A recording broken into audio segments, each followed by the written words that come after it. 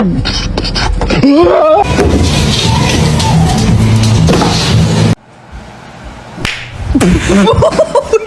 you know, she's not clucking or anything. Look at her peeking.